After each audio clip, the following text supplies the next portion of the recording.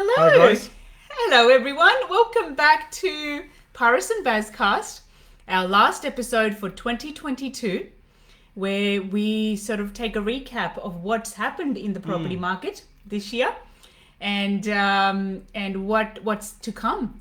There's a lot of conversation about the market crashing next year and all the doom and gloom. Let's talk about really the facts and what exactly is predicted, Yep. and you can make your own judgments of what exactly is going to happen.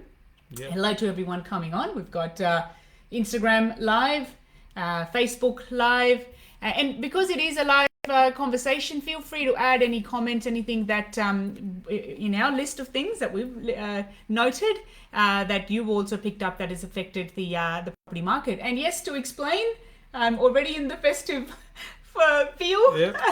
It is Christmas, and New Year, so I've got my Happy New Year headband already. Still working on Already in the festive zone. Still working on Christmas Eve, so We're still working, of course. We took a couple of days off and then we realised not for us. We've Can't got to do come it. back. so You gotta come with and the help. events, significant events. That's that right. happened, So let's talk about. let's start this off year. with the interest rate rises. So there's obviously been a number of rate rises Yeah. over the last couple of months, which has been a big impact to everyone out there, all the clients. So I think going forward, serviceability is obviously going to be an issue next year as well if there's going to be further rate rises. So it's going to be a tough time to refinance next year as well if obviously your serviceability has been tight on your previous deals that you've done financing for your refinance or purchase. So I think it's going to be very important to control the budget, Yeah. your household budget next year. Hopefully there's not too many more rate rises to come, but all indications are there's going to be more rate rises next year. Yeah. Yeah. And in terms of what the big banks are saying about the rate rises, do feel free to have a look at our reels, our TikTok. Our TikTok's taken off these days, which I've summed up of what the predictions for the bigger banks are about when the interest rates will come down Yeah. and how high are they going to go. Correct. So and if you're looking at taking out equity for doing renovations or buying another property, I think earlier than later, because as the rates do rise again next year from February, it's going to become even tougher. So do get in, get the valuations done, and get the finance process started. Hit us up on that. Yeah. So 2022, the year the interest rate started going back up again from the historical low of 0.1. We've had 8 consecutive increases so far, and more are predicted. And this is contradictory to what they had expected, which there was 2024. So it was all brought earlier, and the kinds of things that caused that were inflation, Supply external, chain issues, everything. external factors. So supply chain issues causing construction costs to go up, the war in Ukraine, the fuel costs, all of these things that have affected the economy overall as a country, and then globally has had a flow-on effect of what's happened in the Australian market. So in a nutshell, they've tried to increase interest rates to curb inflation. I think that's their main policy at the moment. So hopefully, it brings down within the target range sooner rather than later. Absolutely. So we can, get the rates lower. But in saying that, interest rates where they are at the moment, that's where they've historically been at. So yes, they are looking a little bit expensive at the moment. But the rates where they were at 2%, that was not normal. They were going to rise eventually. Yes, they have risen quicker than expected. It's at the pre-pandemic level, so it's not it's not uncharted territory. Exactly. Rates around 5, 6, 7% have been normal if you look at the history of the last 50 years. So in a nutshell, the rates are still pretty competitive. Yes, higher than previously.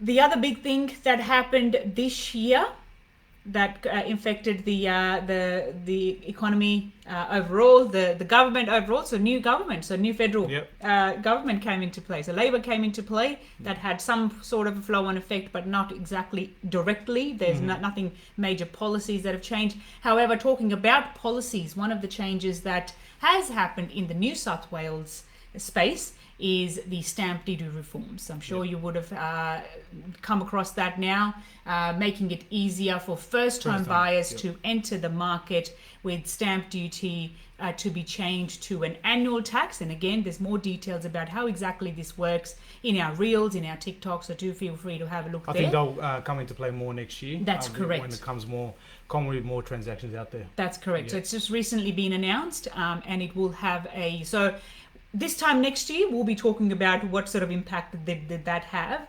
on the property market overall. So stamp duty reforms, new governments, external forces, interest rates, construction costs going up, and what we are seeing now, the post-pandemic effects, the migration which is having a direct flow-on effect on the rental properties, rental market. So the rental market is absolutely on fire at the moment, very hot. So I think it's probably only going to get worse next year. Yeah, because the supply is not increasing. There. The number of new approvals for new dwellings is not where it needs to be to meet the demand. Yeah. So and construction costs are rising. That's correct. Then again, because of supply chain issues, so not many new developments are being constructed, even units as per se as well. I know there's a lot of DA approval sites out there where the builders haven't started constructing as well, which is obviously having a direct flow-on effect to potential renters out there. Absolutely. And talking about renting, one of the most recent things that have come into play as of last weekend is rent bidding has become a no-go. What that means is basically the agents can no longer talk about price of the rent. So if you were to ask an agent, what's the best offer that you've got? What do I need to do to secure this property? It's advertised at $500. Can I give $10 more, $20 more? We can no longer talk about that. That is at your discretion. Now, obviously, the intention of this is to stop the bidding war in rental properties, but whether it will have the effect that it's supposed to, because as a tenant, you're stabbing in the dark where you're thinking, oh, I'll just put up $50 as opposed to $10 or $20 because I have no idea where I need to be able to secure the property. Yeah. So that's coming in. So that's very new, very recent, not enough data to report on at the moment, but that's happened in result of the hot rental property market, which is only going to become hotter next year. And then in terms of our business, so let's talk about so the three services we provide: sales, mortgages, and property management. Property management has gone from strength to strength. Been a big year for us. Been a big year, absolutely. So we are here to help throughout Sydney for you. So regardless of where your property is, if you are looking for a property manager, do feel free to get in touch with us. We're happy to discuss our point of difference, how we service our properties. In terms of finance, been another big year as well. There's a lot of offers on the table right now as well with refinance cashbacks available from a number of major lenders. So do hit us up with your current interest rate. Let us. I can check for you if you're on the best deal at the moment.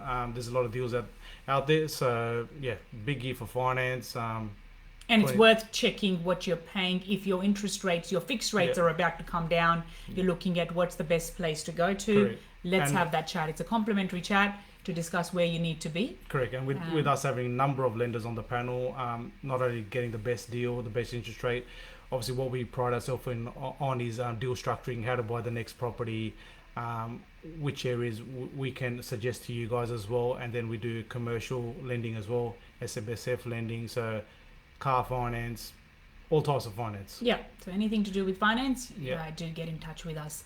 And sales, again, a good year for sales, one of our highest record sales as well this year. Yep. Now, talking about commercial, that's something that's coming up. We are going to be entering the commercial space in terms of management. There are some buildings that are coming up in the Norwest Business Park, which we are involved in, and our clients have purchased. So, we are available to have a chat about that as well. So do get in touch with us about the commercial side of things. The other big things that have happened in terms of our social media platforms, you would have seen a bit of a change, is that our TikTok, so our short format videos, have been very well received. So we're doing a lot more of those educational type of videos. You'll see that on TikTok, on Reels, on Instagram and Facebook. So if there are any questions that you just want quickly answered, as opposed to a podcast, which is an opportunity for a longer discussion, do feel free to get in touch with us. I'm happy to provide you more a direct response. It's quick, about sharp, to the point. That's correct. Gets the message across. So yesterday, for example, we had one about how the different suburbs in the Hills district have gone this year. And I had a number of people ask me about their suburb, of how their suburb has performed. So happy to have that conversation, send you some stats of what has actually happened in the market. Overall, since the peak in February this year, the market in Australia in general has gone down 10.1% as per CoreLogic. However, different areas have performed, in different manners. And there's been some record sales in some suburbs. Absolutely. Yes, there's been some sales where there's been a 20% drop as well. That's correct. Average about a 10% drop. Yeah. Overall. Definitely the market has started its correction, which brings us to how the market's going to be in 2023. But it's not all doom and gloom as it's being painted. There's always going to be buyers out there that need to buy property they've sold.